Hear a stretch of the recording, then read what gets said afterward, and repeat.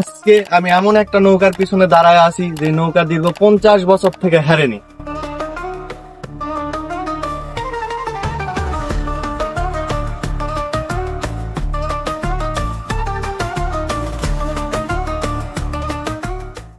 আপনারা সকলেই কম বেশি হাসাইগাড়ি গ্রামের সঙ্গে তো পরিচিত। নওগাঁ জেলার মধ্যে সব থেকে সুন্দর প্লেস গুলোর মধ্যে একটা হচ্ছে হাসাইগাড়ি গ্রাম। এই হাসাইগাড়ি গ্রামের যে বিল আছে এটা অতুলনীয় সুন্দর, এবং এই হাসাইগাড়ি গ্রামে একটি নৌকা প্রাইজ প্রতিযোগিতার একটি নৌকা আছে, যেটা অত্যন্ত প্রাচীন ও অত্যন্ত ভয়ঙ্কর একটা ইতিহাস, যেই ইতিহাস সম্পর্কে আজকে আমি আপনাদেরকে শোনাবো। এই নৌকা দীর্ঘ 50 বছর থেকে আমি জানা মতে আমি এলাকার অনেক মুরব্বীদের থেকে শুনেছি, 50 বছর থেকে আজ পর্যন্ত এই নৌকা কোনোদিন হারেনি। এই নৌকা যেখানেই গিয়েছে প্রথম প্রাইজ নিয়ে এসেছে, প্রথম পুরস্কার অর্জন করেছে। এইরকমই একটা প্রতিযোগিতা শেষ করে ফিরে আসার সময় সব থেকে কাছ থেকে করা ভিডিও আপনারা দেখতে পাচ্ছেন।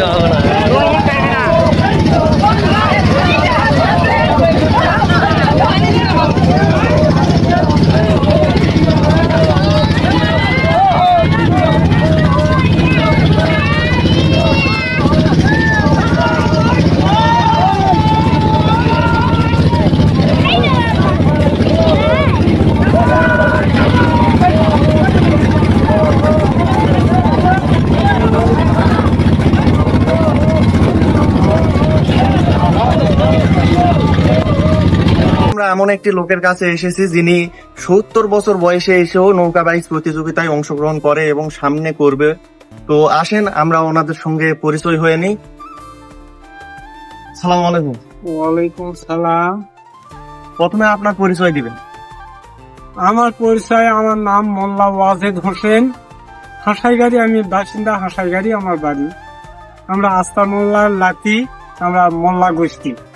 আমার জীবনের হিস্ট্রি, আমি প্রথম ছাত্র জীবনে ফুটবল খেলেছি।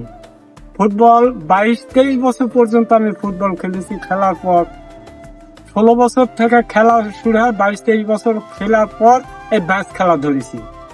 আজ ব্যাস খেলতে খেলতে আমার বয়স এখন হয়ে গেছে 70 বছর। এখনো ইনশাল্লাহ আমি এই সামনে এই কয়েকদিন পর আবার আমাদের ব্যাস খেলা শুরু হবে, আমি ব্যাস খেলবো। তো আপনি কত বছর বয়স থেকে আপনি বাইচ খেলা শুরু করেছেন? আমি 22 খেলা শুরু করেছি। আমার 23-24 পর্যন্ত আমি ফুটবল খেলেছি। খেলার পর থেকে ব্যাস খেলছি, এখন আমার বয়স 70 বছর। আচ্ছা, আমি ব্যাস খেলতেছি, এখনো খেলবো ইনশাল্লাহ, আল্লাহর রহমতে আমি খেলবো। তো প্রায় 36-37 বছর বয়স হচ্ছে আপনি বাইচ খেলতেছেন। হ্যাঁ, ব্যাস খেলতে। তো আজ পর্যন্ত আপনি কতবার এই হাসাইগাড়ির নৌকাকে হেরতে দেখেছেন? আমি আমার জীবনে আমি বাস খেলেছি, একটা জায়গা খালি হেরেছি, জোকার হাটে।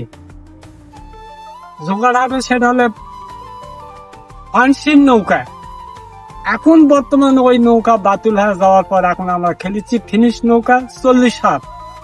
এই নৌকাতে এখন আমরা বাস খেলতেছি। খেলা কোনো জায়গাতে আমরা হেরিনি, সব জায়গাতে আমরা ফার্স্ট প্রাইজ। আমাকে প্রাইজ হলে ফ্রিজ, যেখানেই খেলেছি আমরা ফ্রিজ ছাড়া আমরা পাইনি, আমরা সব জায়গাতেই ফ্রিজ পাচ্ছি। আচ্ছা, তাহলে আমরা এতদিন যা শুনে এসেছি হাসাইগাড়ির নৌকা জীবনে কোনোদিন হারেনি, না তাহলে কথাটা সত্যি? হ্যাঁ সত্যি, আমরা হেরিনি, আমরা খেলতেছি, আমরা কোনো সময় হেরিনি। তো আপনি কি বলতে পারবেন এই ব্যাস খেলা যেটা এই অঞ্চলে শুরু হয়েছে, এটা সর্বপ্রথম কত সালের দিকে থেকে শুরু হয়েছে, এটা কি বলতে পারবেন? এটা আমরা বলতে পারবো না, এটা আমাদের বাপেকে আমল থেকে এই জিনিসটা। আমার বাপ এখন মোরা যায় না, প্রায় প্রায় 70-এর মতো বোধহয় হয়ে গেল মোরা। আমি যখন আমার আব্বা মারা গেছে তখন আমার বয়স বোধহয় 6-7 বছর আমার বয়স, তারও কম হতে পারে। আমার আব্বা মারা গেছে তার আগের থেকে ম্যাচ খেলা। আগের তুলনায় এখন নাকি আয়োজন করা খুব কম হচ্ছে, এটা কি সত্যি? আগে নাকি খেলা প্রতি বছর 10টা 12টা করে হচ্ছিল, আর এখন নাকি 2টা 1টাও হয় না। আগে আমরা খেলেছি 10টা 12টা নয়, তারও বেশি। এক দিনে এক লাগারে আমরা 16 দিন পর্যন্ত ম্যাচ খেলছি, ফাইনাল খেলা বিভিন্ন জায়গা, দক্ষিণে গজমতখালি বা বান্দাইগাড়া, তোমার আত্রাই, এটা নিয়ে হলে হাসাইগাড়ি, সরল, শেখাপুর, গুমারদহ বা তোমার মাকনা, পাকুড়িয়া মাকনা, এইগুলা প্রতি বছর আমাদের খেলা হয়। আমরা যেই 22 প্রতিযোগিতায় খেলা দেখি, সবাই একসঙ্গে গোটা ফেলায় এবং একসঙ্গে বইটা উঠায়। হ্যাঁ, এটা কিভাবে কি, এটার কি কোনো প্রশিক্ষণ নেন আপনারা নাকি? না, আমাদের যখন আমরা শুরু করি তখন ফার্স্ট চান্সে আমার বোটা তুলতে হয়। আমি যেমন একটা ঝাঁকি মারা বেশ সঙ্গে সঙ্গে আমার সঙ্গে সবাই বোটা তোলে। এই তোলাটা টান ধরি, টানতে টানতে লাগা 1 মাইলের মতোই যাওয়া লাগা হবে দৌড়ে, এই নৌকা লিয়াই যায়। ইনশাল্লাহ আমরা হাঁপায়া যায়, যা তাও আমরা বাড়া যায়, নৌকা আমাকে উনি আর হয় না। তো ধন্যবাদ আপনাকে এতটুকু বলার জন্য। তো আপনারা সবাই দেখতেই পাচ্ছেন আমাদের এই এলাকার যে ব্যাস প্রতিযোগিতা আছে এটা প্রায় এখন বিলুপ্তর পথে। আমাদের সরকারের প্রতি আবেদন থাকবে এই খেলা যেন বেশি বেশি করে আয়োজন করা হয়, এই ঐতিহ্য, এই ইতিহাস ও এই সংস্কৃতি যেন আমাদের যে হাসাইগাড়ি অঞ্চল থেকে একেবারে বিলুপ্ত না হয়। আর যারা আমাদের ফেসবুক পেজে নতুন তারা আমাদের ফেসবুক পেজ ফলো করবেন আর ইউটিউব চ্যানেল সাবস্ক্রাইব করবেন।